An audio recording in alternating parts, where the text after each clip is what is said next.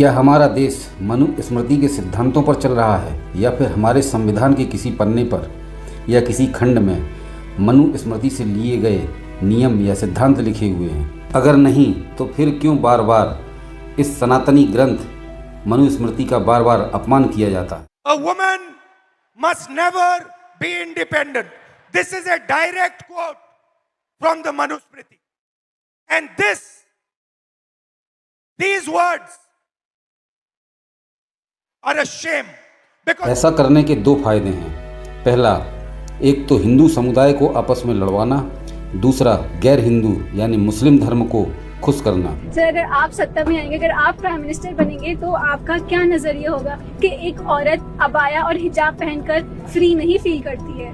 क्या अबाया और हिजाब उतार? देखिए, मेरी व्यू है कि जो महिला पहनना चाहती है वो उसके ऊपर है। अगर वो अबाया पहनना चाहती है तो देखा आपने, जहां एक तरफ राहुल गांधी हिंदू धर्म के विरोध में बड़ी गर्मजोशी से बात करते हैं, वहीं दूसरी तरफ इस्लाम धर्म की महिलाओं के सवालों का बड़ा ही संतुलित जवाब देते हैं। यही अंतर दर्शाता है कि इनको हिंदू धर्म से कितनी नफरत और इस्लाम से इन्हीं की भाषा में कितनी मोहब्बत है।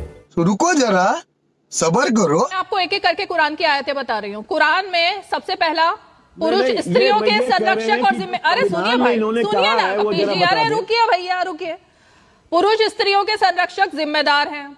दूसरा, पुरुष जो है वो दो स्त्रियां इसलिए रख सकते हैं क्योंकि अगर एक से गवाही ना हो तो दूसरी हो, मतलब कि अब गवाही का मतलब आप समझ लीजिए कि एक पुरुष का हिस्सा दो स्त्रियों के हिस्से के बराबर है संपत्ति में, यानी दो स्त्रियों का जितना हिस्सा होगा उतना अकेले एक हिस्से का होगा, क्योंकि लड़कों को घर चलाना होता है। ये इसमें बात लिखी हुई है। अब ये शब्द जो है इसका मुझे अर्थ बता दीजिए। तुम्हारी स्त्रियां तुम्हारी खेती है तो गलत हो। वो 4 विवाह आप कर सकते हो, मतलब जितनी स्त्रियां पसंद हो 4 से विवाह करो, फिर तलाक दो, फिर विवाह करो। अब बाइबल की भी बारी आती है, क्योंकि राहुल गांधी आप समझ ही सकते हैं। स्त्री को पूरी अधीनता के साथ चुपचाप सीखना चाहिए जो पुरुष कहे।